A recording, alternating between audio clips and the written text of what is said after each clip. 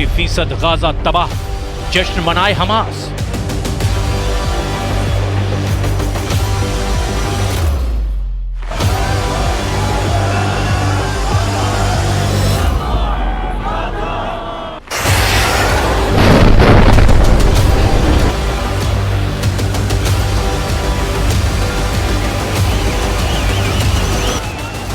पंद्रह महीने की खूनी जंग में गाजा पट्टी पूरी तरह से तबाह और बर्बाद हो चुकी है।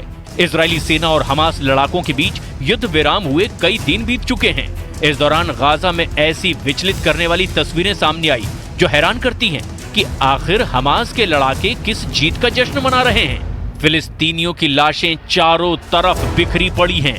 गाजा में कब्रिस्तान की बजाय अब पूरा गाजा ही कब्रिस्तान बन चुका है। ऐसा कहना भी गलत नहीं होगा, लेकिन उसके बावजूद हमास को फख्र ये है कि उसने इजरायली सेना को जंग रोकने के लिए मजबूर कर दिया, जबकि हकीकत ये है कि इस पूरे जंग में इजराइल के 1200 से कुछ ज्यादा लोग मारे गए, जबकि अकेले हमास के ही 30,000 लड़ाके अब तक मारे जा चुके हैं। और हैरानी की बात तो ये है कि इजराइल ने गाजा में अपना मकसद पूरा भी कर लिया और अब वो वेस्ट बैंक में जबरदस्त हमले कर रहा है, जहां पर कई फिलिस्तीनी लड़ाके पिछले 3 से 4 दिन में मारे गए हैं। वेस्ट बैंक में इजराइल के हमले साबित करते हैं कि हमास जीत का प्रोपेगेंडा कर रहा है। आज हमास का एक भी चीफ जिंदा नहीं है। हम आपको 3 खबरें दिखा रहे हैं जो हमास और गाजा की तबाही साबित करती हैं। 7 अक्टूबर 2023 को इजराइल पर हमास के हमले फिलिस्तीन की लगभग 22 लाख आबादी पर बहुत भारी पड़े। लगभग 467 दिन के युद्ध में गाजा पूरी तरह से तबाह और बर्बाद हो गया।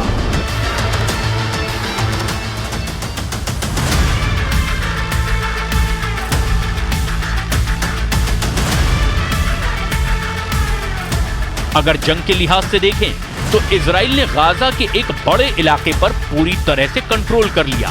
गाजा के जबालिया, रफा, खान यूनुस, गाजा शहर, पूर्वी गाजा और दक्षिणी गाजा के हालात देखकर किसी को भी अंदाजा हो जाएगा कि गाजा को पुराना गाजा बनने में अब कम से कम 30 साल और लग जाएंगे। जरा देखिए युद्ध विराम के बाद गाजा में क्या हालात हैं।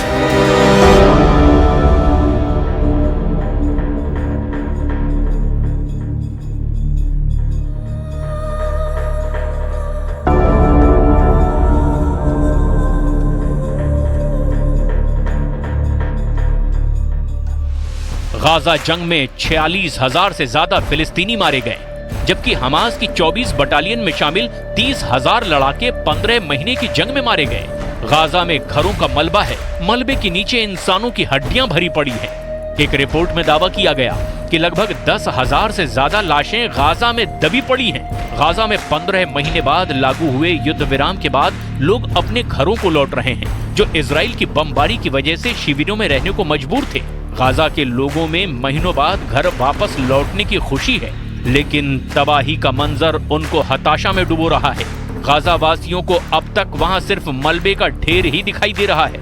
जहां कहीं भी उनके मकान थे, दुकान, स्कूल और पार्क थे, गाजा वासियों के सामने अब तमाम शहर पूरी तरह से तबाह दिखाई दे रहा है। अब नई जिंदगी शुरू करने की चुनौती भी इन गाजा वासियों के सामने है। मानवीय मामलों के संयुक्त राष्ट्र के कार्यालय की रिपोर्ट कहती है कि गाजा पट्टी में युद्ध के चलते 4,36,000 से ज्यादा इमारतें बमबारी में पूरी तरह से गिर गई हैं और 2,76,000 इमारतों को नुकसान पहुंचा है।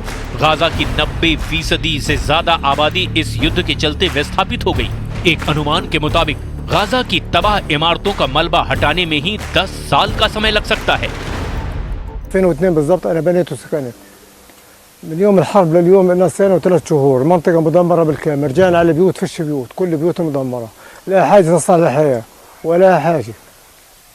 زي ما أنت شايف هذه المنطقة كانت ضروبها زلزال.